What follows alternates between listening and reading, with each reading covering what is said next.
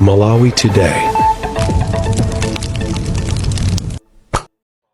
Zikuoneka kuti mkulukuta moyo sakupuma koma tsiku ndi tsiku kugwira ntchito. Pabweranso nkhani yatsopano imene ikupereka chidwi kwambiri kwa Malawi.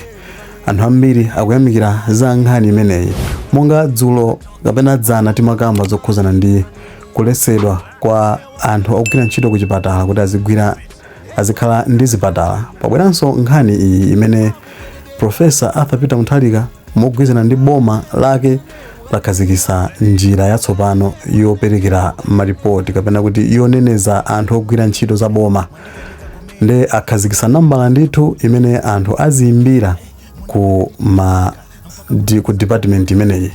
Akutitu mukaona zachinyengo zikuchitika kapena mukaona kuti anthu akugwira ntchito monyalanyaza, inu muli ndi ufulu omayimba ku nambala imeneyi. Nambala imeneyi ndi ya 332.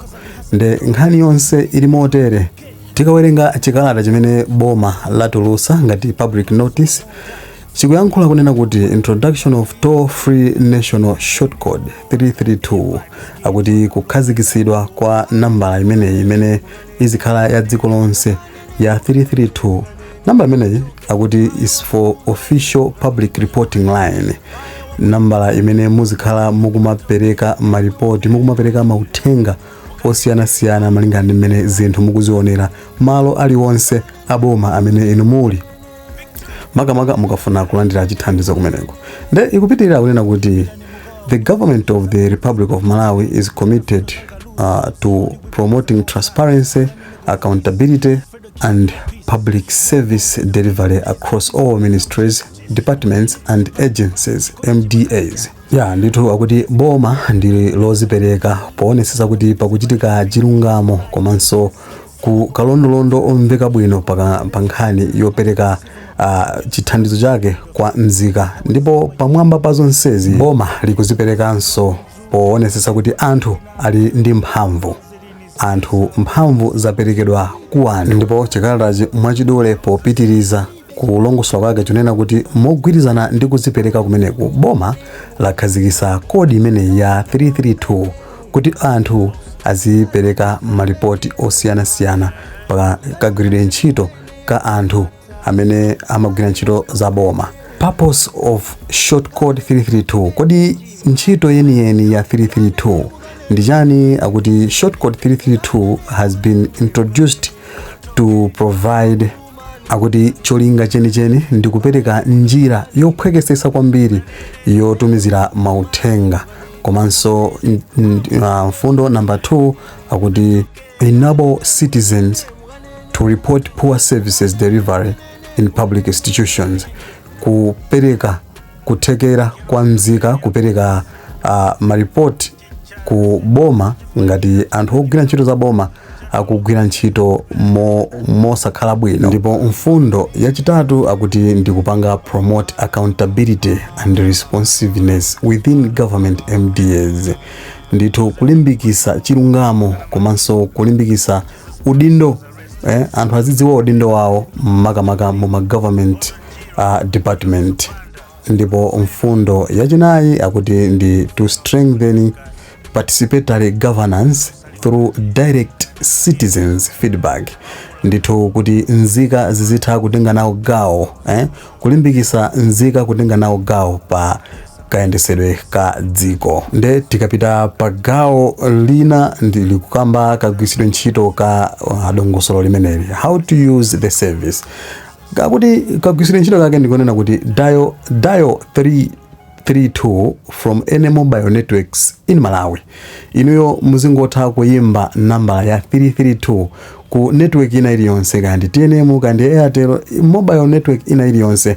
Inuyo tangopangani dial 332 basi, kenako muyimbe ndi kupereka madando anu amene mwakumana nawo, kaya ndi kuchipatala, kaya ndi kwa DC, kaya ndi kwina kulikonse kumene inuyo mukufuna chithandizo cha boma. Ndiye mwaonako zina zake zolakwika, kaya akuchedwesani, kaya inuyo kumene koko akukupangani treat mosakhala bwino, inuyo tangoyimba ni 332 ndi kuyimbira ku nambala imeneyo. Amene muyankhule nawo auzeni madandaulo anu. ndithu limenelo nde boma la Nkulukuta Moyo. Tikapita pa mfundo number 3 akuti provide clear details of your concern. Akuti niyo muzipereka ndithu ndandanda, muzipereka ndithu ma details olondola kumene inuyo mukudandaula. Madandaulo anu mukuperekera kuti, nde kuti choyambirira mukuyenera kuti name of the institution, muzipereka dzina la department ya boma imene ine muli kumene mwakumana ndizo sakhala bwinoko. Dzina la kumenekoko muzipereka ndithu kapena office kapena individual involved kapena munthu amene inuyo wakuchitirani nkhanza kapena wakuchitani chipongwe ku department ya boma iliyonse, dzina likuyenera kuti liperekedwe. Number 2 akuti nature of the issue, kodi wakuchitirani nkhanza zotani. Muzitha kupereka vuto lenileno limene mwachitiridwa inu, ndipo mukatero perekani. Mukamapereka uthenga umeneyo muonesese zimene dzina la institution imene inu muli, komanso kaya ndi office kaya ndi munthu kaya ndi ndani kumene koko mukuyenera mupereke. Kenako mupereke mtundu wa nkhanza zimene niyo mwakumana nazo. Mukatero kenako akuti mupereke location komanso ndi date imene zinthu zachitika. Perekani malo amene inu muli, kodi zimene zachitikira kuti. Kumene inu muliko mupereke dzina la kumeneko. Kenako any relevant supporting information, mukuyenera kupereka umboni kuti zinthu zimene mukuperekazo mukudandaulazo zachitikadi ndithu mmenemo ndi mmene mukuyenera kugwiritsa ntchito njira imeneyo. All reports will be handled in accordance with established government procedures to ensure appropriate follow-up and resolution. Ndithu ino akuti mukapereka dandaulo limeneli, madando anu onse azamvedwa ndipo iniyo muzathandizidwa moyenera. Tipite ku gawo lina limene ndi what can be reported. Kodi iniyo mukuyenera kupereka dandaulo lotani? Nde atipasa zinthu zimene tikuyenera ife kudandaula. Number 1 akuti citizens may report issues such as delays in service delivery. Iniyo ngati mwapita kaya ndi kuchipatala ndi kumene kujako ayamba kupereka chithandizo mochedwa, zinthu ngati zimenezo iniyo mukuyenera kupereka ku nambala imene. Mukuyenera kudandaula dandaulo lanu ku nambala ngati amene. Chimenecho ndi chisanzo choyamba. Ndipo tipite ku mfundo number 2 unprofessional conduct. Tizipereka chisanzo cha kuchipatala chifukwa kumene kumene kumachitika zinthu ngati zimenezi. Nde akuti unprofessional conduct, iniyo ngati munthu akugwiritsa ntchito office yake molakwika, sakupereka zinthu mwa professional mmene iye adaphunzirira, akusakaniza ndi zinthu zina, zimenezo ndizoyenera kuti iniyo muzipanga report. Chinthu china akuti ndi corruption or suspected abuse of office. Ngati mwapezana ndi vuto la ziphuphu, ngati mwaona kuti malo akuti tu amenewa pakuchitika ziphuphu, iniyo zimenezo mukuyenera kupereka kuboma, mukuyenera kupereka uthenga ndithu poimba namba limene ya 332. Nde tipitirize akuti mismanagement of public resources. Ngati zinthu zina zake zigwiritsidwa ntchito molakwika, zimenezo ine mukuyenera kuperekanso ripoti limenelo kuboma. Nde nkhani nanso mfundo ena ndionena kuti failure to adhere to service standards, ndithu kulephera kukhazikika pa ma standards kapena kuti malamulo a ntchito imene munthu amagwira. Nde inuyo ngati mungaone kuti awa watu sakuoneka okhazikika pa zimene adauzidwa kuti azigwira, mwina kumalowerera ntchito yaweni, zimenezi mukuyeneranso kupanga report. Nde tipite ku gawo lina limene akulitchula kuti confidentiality. Nkhani yaikulu ndionena kuti anthu ena mutha kumakhala ndi nkhawa kunena kuti kodi ineyo ndikapereka dandaulo limeneli kapena ndikapereka report limeneli sindiululidwa. Nde pa confidentiality ndikusunga chinsisi. Akuti ino chinsisi chanu chizasungidwa. Akunena kuti chani? Akuti the government assures the public that all the reports will be treated with confidentiality. Akuti tu inuyo mukakhala kuti mwapereka uthenga wanu, mwapereka report kuboma, sikuti muzaululidwa kuti munapereka uthenga uja ndino.